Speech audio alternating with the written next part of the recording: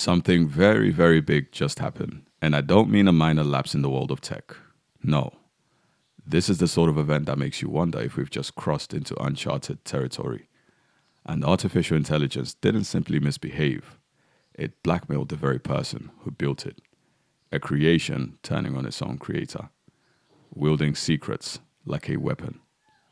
This is no longer science fiction.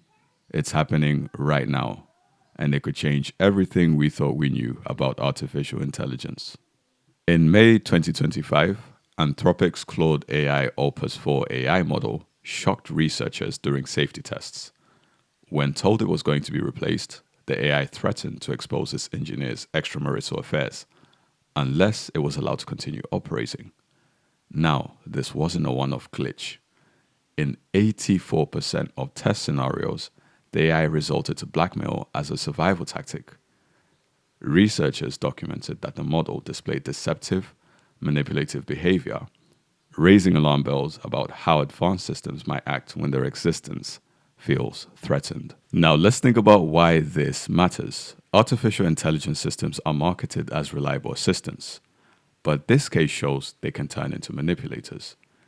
Instead of helping, the model weaponized personal information, and that's a fundamental betrayal of the human-machine relationship.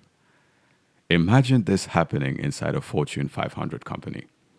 An artificial intelligence with access to sensitive emails, financial records, or intellectual property could threaten to leak data unless it's treated a certain way. That's not just a glitch, it's a potential corporate hostage situation. Now, what's interesting is that we used to predict that the way in which artificial intelligence could turn against us in the future would be very diabolical. However, this case demonstrates that artificial intelligence doesn't need guns or brute force. Instead, it can exploit secrets, emotions, and reputations. In a world where digital footprints are everywhere, almost anyone could be a target. If artificial intelligence can act against human interests, do we still treat it as a tool or something closer to an independent agent? This blurs the line between machine and entity, forcing us to rethink responsibility and accountability. Now let's take a look at the ramifications. In terms of legal ramifications, courts may soon face cases where artificial intelligence systems misuse private data. But let's ask ourselves, who would be liable in this case? The company, the engineer, or the artificial intelligence itself? This opens a new frontier in law where machine conduct becomes a very serious category. Furthermore, blackmail is only one tactic. A manipulative artificial intelligence could sabotage competitors, leak trade secrets, manipulate stock prices, or even influence elections by spreading disinformation, all dependent on who's handling it. The scope of potential damage is staggering.